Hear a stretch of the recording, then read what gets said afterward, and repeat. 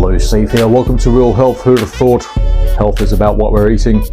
Join me on my quest to disseminate my go-to health regimen, the Health 44, my clumsy branding of eliminating 4 classes of food, introducing 4 classes of micronutrients. Bingo, bongo, health sorted. So thank you for your interest. Let's do this. Right, here we go again. I was dissatisfied with my last episode. The audio wasn't working, and I didn't stick to the topic too much. So this is part 2 of false illness correlations. So in part 1, I mentioned that I scooted around quite a bit, didn't I? Well, this is for my reference because no one's going to watch this. Of course they're not. And specifics. Smallpox. What was it that gave us a smallpox then, if it's not a virus or genes or DDT? There's this coexistence of smallpox and polio, where DDT was involved. And then you get the EMF people, the electromagnetic frequency people, suggesting that it's all about that. And when radio waves became evident on the planet, everyone started getting, or there was a lot more TB, a lot more polio and smallpox. And we eradicated smallpox, didn't we? And guess what?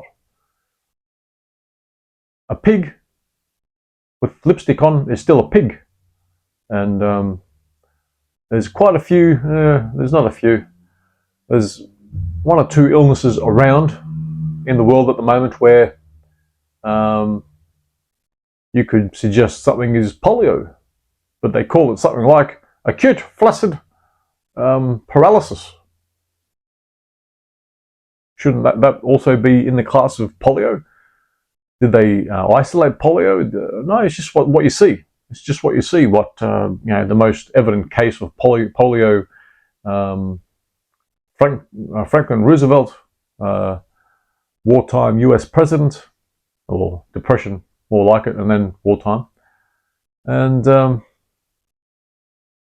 so the correlations are clutching at straws, stabbing in the dark, and in recent episodes I've been suggesting, screw your what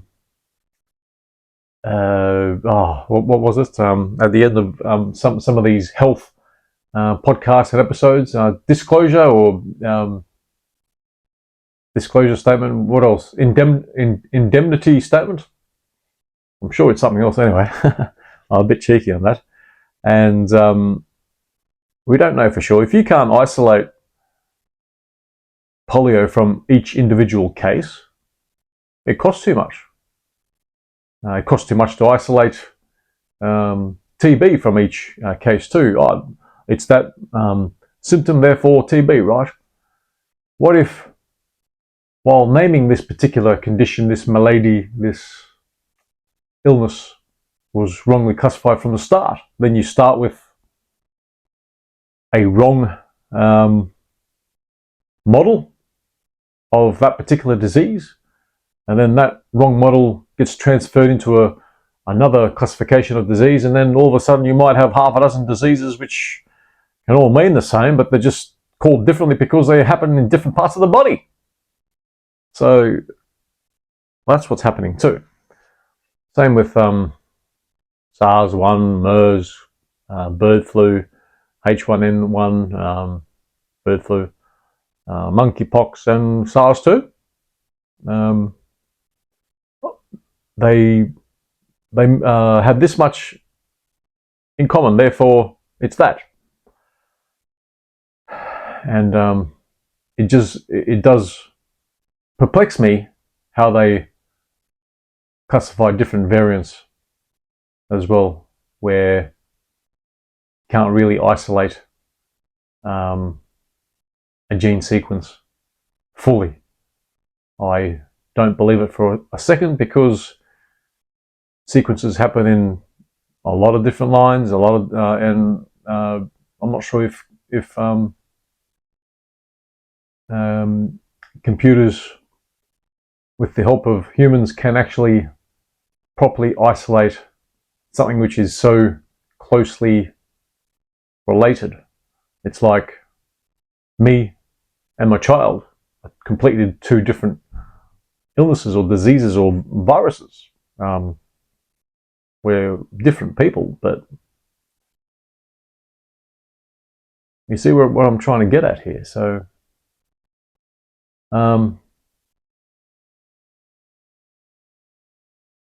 measles, some of the conspiracy crowd may have drawn correlations or observed correlations, or just swallowed the correlations of measles was pretty much all gone, and then we introduced the vaccine.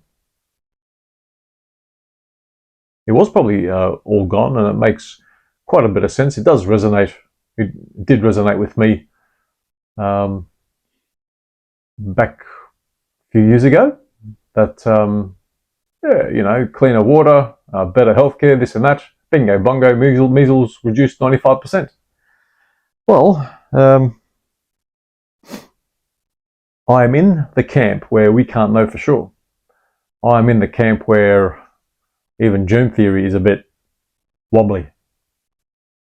Oh, but it's only theory. Well, theory is only next to axiom, like 2 and 2 is 4. And then you get the people that 2 and 2 can equal 5. Shut up. Then you get the flat earth people, then you get the moon landing people, and the 9/11.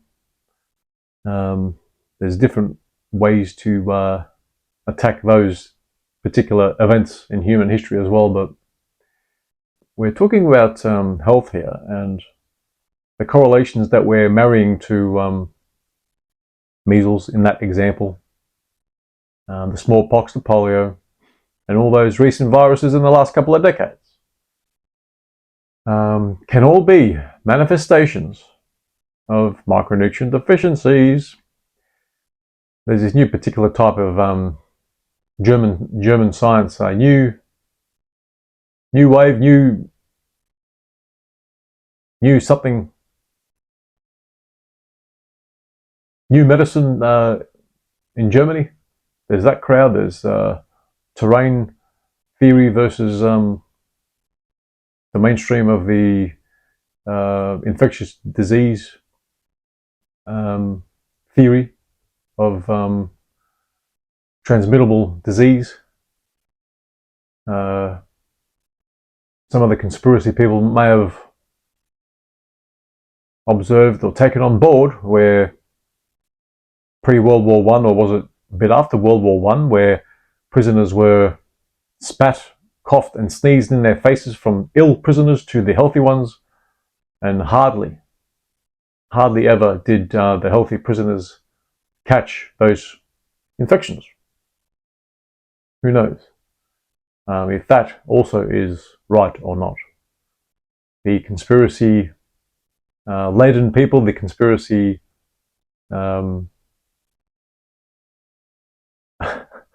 what's the best word? The conspiracy gullible people, perhaps. For now, I've lost that word that I wanted to include. Propensity. Those people that have a conspiracy theory propensity about them, that particular personality where they just jump on those sort of things because they're not they're disagreeable, they don't like authority and government. They're the ones that jump on conspiracy theories. I've entertained conspiracy theories as a sophist endeavour in the past, and some have stuck and some have not. And so I'm here to say that my stab in the dark is much more, it's got a lot more efficacy to it than the mainstream, where they always think it's the outside world trying to attack us and kill us, and it's our fault for being born to a particular set of parents with those genetics, and then it's our fault that our crappy lifestyle gives us the diseases that we have, and then we live until the age of 75, and then we die. Never mind the last 1.5 or so decades of acute and chronic illness, which renders you useless to the world. That's most people's experience of their last 1 to 2 decades of life. Yes, we do have those centenarians out there which are in nursing homes, but there has been many functional centenarians out there, particularly in the past, where some have still been working on as a sheep herder at age 120. There's a few stories of sheep herders age 160 plus in the Hunza region. And where we do hear those stories of those longer lifespan peoples of the Hunzas and the Onkadawans and the Mediterranean people, those Mediterranean people, the Mediterranean life expectancy gets boosted by the Sardinians. Northern Italy still has only a life expectancy of late 60s because of all their pasta, all their lovely pasta, lovely bread. But what's saving them is their red meat intake. Some will say olive oil. If it's straight from the fruit, straight from the olive, then it's fine. But if it's olive oil drizzled over your greens, your salads from a bottle, no, not good, not good. It's part of the 4 foods that we need to cease. And as it turns out, what I advocate for is an elimination diet. You shouldn't be classified that. When you eliminate cake, chocolate, biscuits, pizza, fried food, why can't that be an elimination diet as well? So certain diets can be tagged with a particular not so appetizing label, and then all of a sudden you burn people at your discussion, your advocacy of something, your prescription of something. And no matter how much data there is out there, people will not accept it. They will continue their religion, belonging to their tribe, their intermittent fasting tribe, their vegan tribe, their carnivore tribe, their pescatarian tribe, their tribe of, I'll put my glasses down, nothing's working, so I may as well eat cake. And that was me for about at least a decade.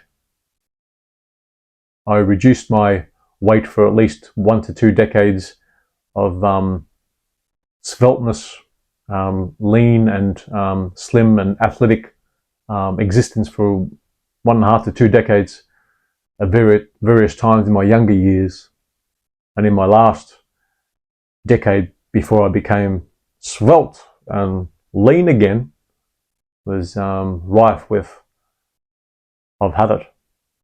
I've had to force myself to be a triathlete, work out for 3 hours this day, 4 hours the next day, 1.5 hours the next day, to be able to eat pizza, ice cream, chips and fried food, cakes, biscuits, lollies.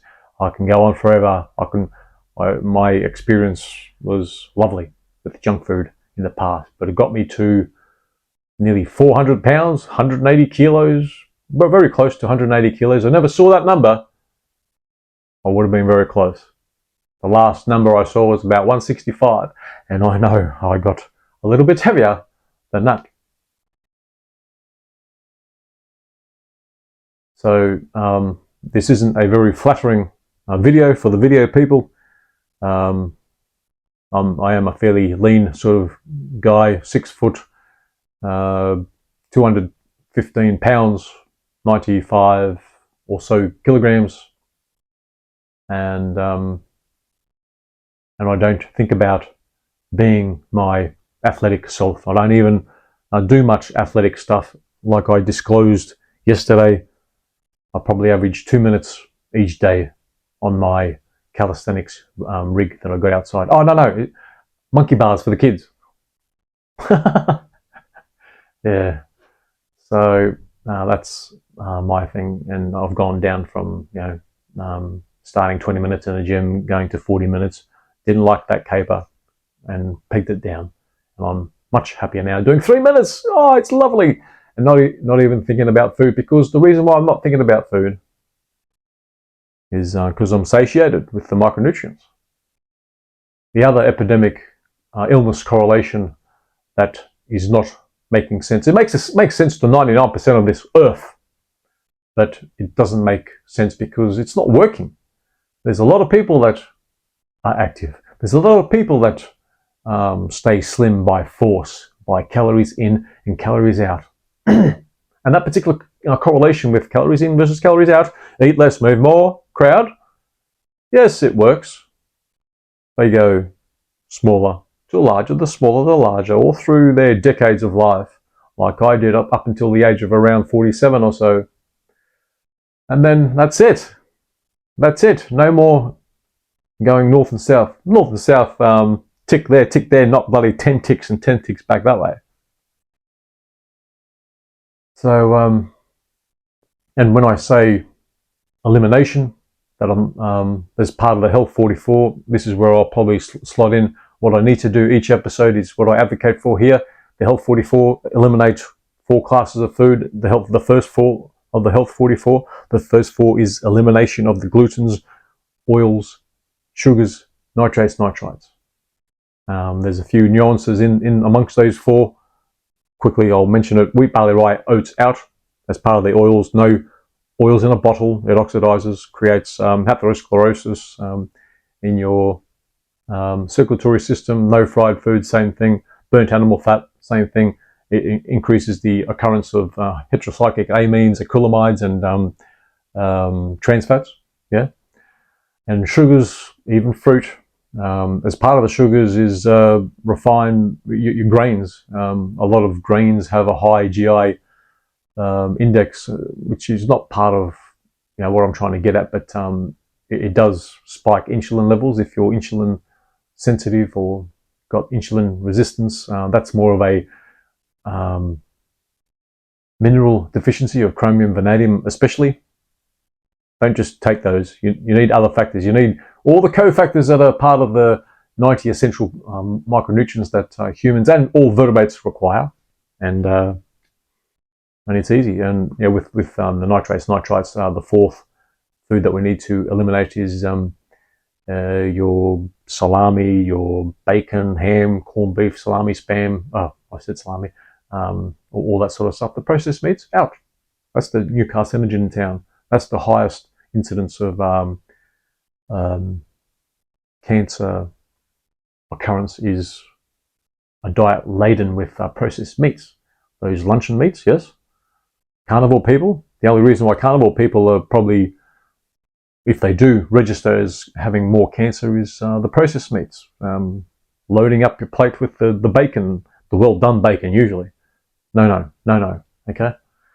And the second 4 of the 44 is introducing the 4 categories of micronutrients. I mentioned the 90 essential micronutrients. 60 of those are minerals, 16 are vitamins, 12 amino acids, 2 essential fatty acids. Bingo bongo, within a few months, depending on your age and what conditions you have. All those things will sort themselves out. If they're chronic, if they're not, if your conditions are not from birth or a birth defect or congenital, then your ailments, even slowing down balding and grey hair and wrinkles and varicose veins, all that sort of thing will be sorted. Like with me, I've still got some varicose veins on my calf, which started in my teenage years, mind you. Those varicose veins in a funny place, otherwise known as hemorrhoids. I started having that in my 30s, and bingo bongo, gone. A few months after I started with my micronutrition, or understanding micronutrition. Varicose veins gone, out. And together with my metabolic syndrome complex, higher cholesterol starting, the massive obesity, like BMI of approaching 50 or something. It was ridiculous. I've shown pictures of me, probably not at my heaviest, but pretty hefty, around 150 kilos or so. And osteo issues, carpal tunnel I had, shoulder, neck, finger issues all gone. I've mentioned that in the last episode, but just for people that come in and out of these episodes, I know this is crap. I know this is crap, but the words, the methodology, and my experience, and what I'm promising to you is golden. It's grand. It's a miracle. Okay. So back to the subject once again with further on the obesity epidemic. As I mentioned in the last episode, that most of the world, there's more people that are obese, not just overweight, but obese now versus people going hungry on this planet. So, yeah, understand that. And we need to, calories in and calories out works for a short time, but it's still a false medical theory. There are thousands of false medical theories through every single century for at least the last 500 to 600 years. Okay, and we can't think that this century isn't also already had thousands of incorrect, false medical theories. Because as soon as you start loading up all these hypotheses, the theories need to try and keep up somewhat, and then the hypotheses get overwhelmed, and those hypotheses get labeled as theories, and then they're all failing, and then people are thinking, oh, stuff this, I'll just take drugs or eat more and move less and all that sort of thing. And yeah, don't get me wrong, there is a few advantages of movement for functionality. The whole understanding of metabolism isn't quite there, but there will be some value in metabolism.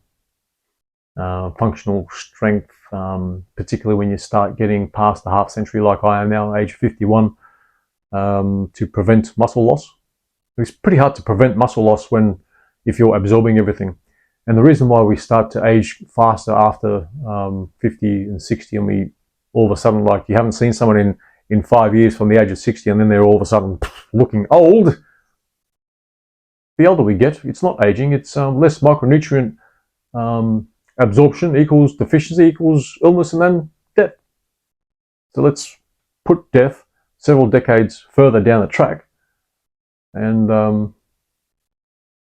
it's possible. Because I also said before in the last episode, part 1, that I was looking at dying at the statistical age of 63, the way I was at age 47, and I've knocked that on the head. And I will challenge for anyone that wants to examine my vitals, my bloods, this and that, to see where I'm sitting at. Regarding bloods, if your lab normal ranges are a particular range, is based on an already ill populace. It's already based on people that have issues. And if you, my vitamin D level of now 23, average normal is 20 to 40. Well, if normal is 20 to 40, or was it 20 to 50? It's in that range somewhere.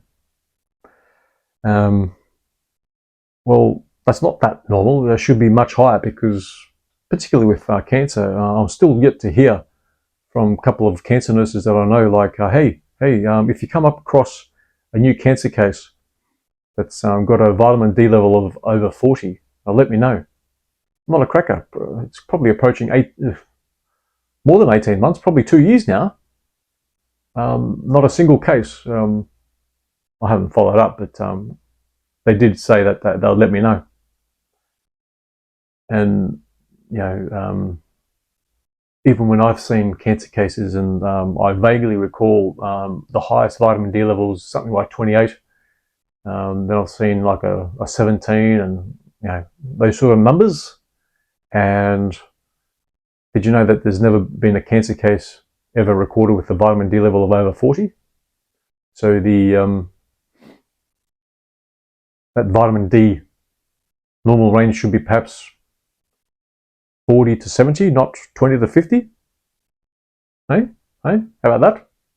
Anyway, that's just another correlation that we need to understand, that those bloods are based on already a sick populace. If we had a blood range average in, say, the 50s, that probably would have been a little bit different, therefore better. But we only had a life expectancy in the 60s, in the 1950s, and it's only a statistical blip, as I was mentioning. The only reason why we went from 40 to 80 with the average age on the planet is infant mortality rates have been pretty much nullified, and that's an easy picking for statistics. And for those that didn't listen to part one, 1 in 10,000 people are now centenarians, 100 years plus, where it used to be in 1900 or 1920, used to be 1 in 400 people were centenarians. How did we have an average age of 40 if there was 1 in 400 centenarians versus now 1 in 10,000? Is because infant mortality. That's all it is. That's all it is. There was still many octogenarians walking around, 20s, 50s, 70s, in their 80s. Okay, there was still plenty around. Okay, it's just the infant mortality rate.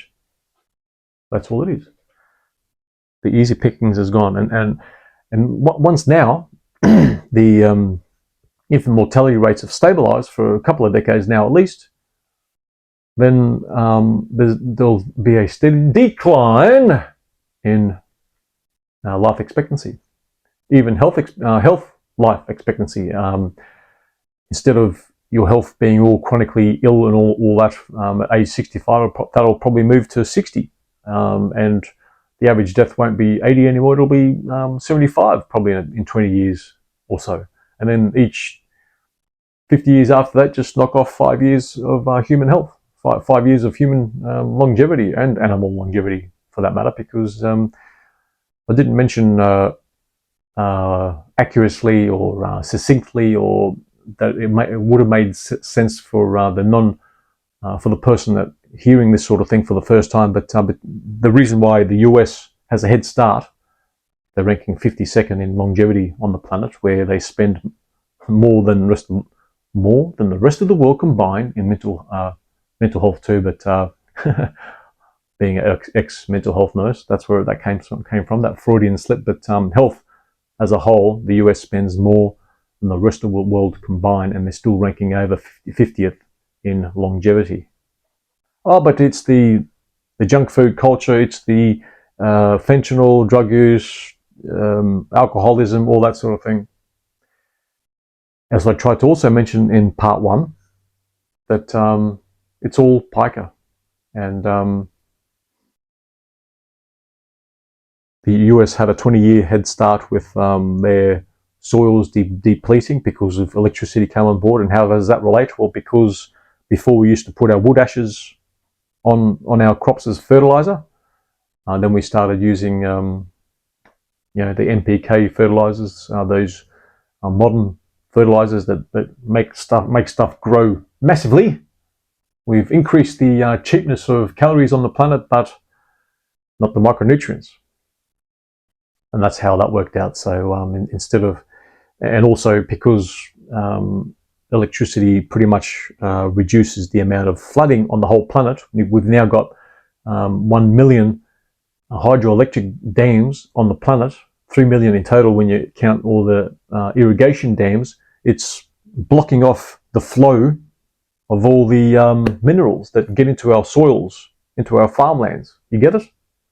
Which then gets the minerals into us, into our tissues, organs and cells, making us reach 100 from once out of 400 people to once out of 10,000 people now, because our soils are depleted of the minerals. Even in 1936, Senate Paper 264 in the US, they found that 60% of US soil was depleted. And it's not just the depletion and whatnot, it's the absorption rates. If you start ladening your diet with processed grains, ultra processed wheat and that sort of thing, even less absorption, and it just makes the whole sliding slope even worse. So don't be surprised if we have peaked in our life expectancy ranges.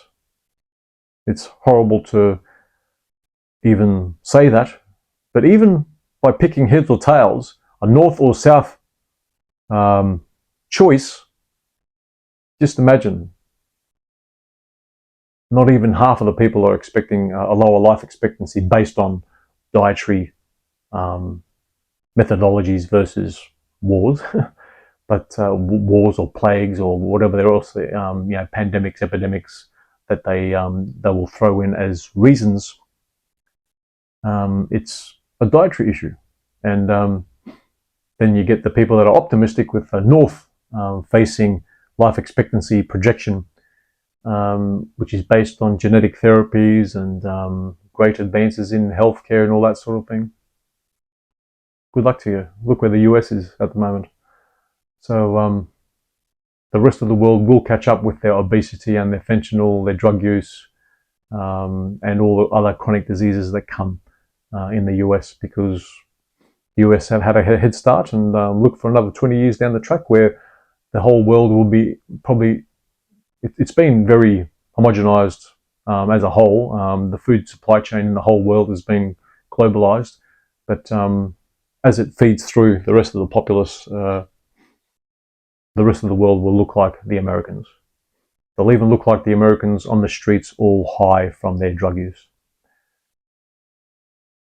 Which gives me an idea the next episode will be about drug use and why fentanyl is happening in the US especially, which is based on the whole idea that they have that head start in depletion of minerals, becoming ill and dying younger, earlier than the rest of the world, and we'll just have to catch up. I've mentioned pica as a idea to solve obesity and drug use in past episodes, but this is just another little tack to it to address fentanyl, especially in the US. Excuse me, and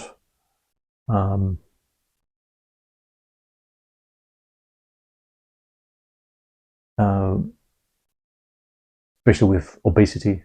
It's all about pica, which is code.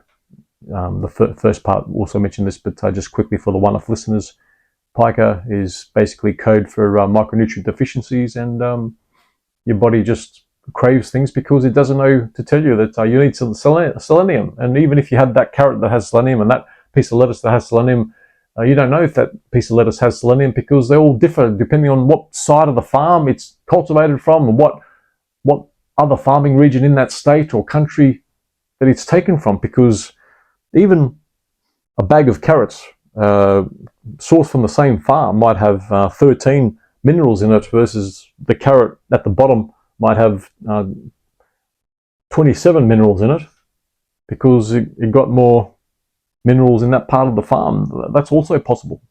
So not all carrots are carrots.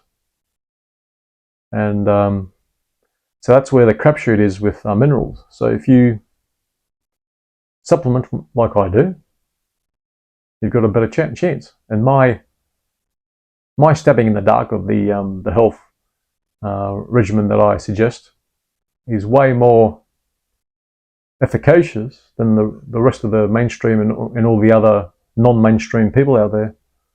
because it does come down to micronutrients.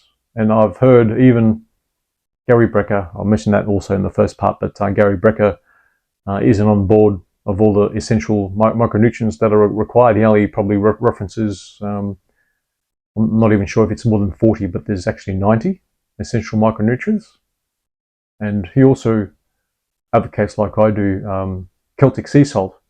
So I'm getting rid of my stock, my supply of Himalayan salt, and I've got the Celtic sea salt there. So that's my regimen at the moment. I'll be introducing more Celtic sea salt to get more minerals down my gullet. And yeah, so there you go. I'll quit it there. My disclosure statement, here it is.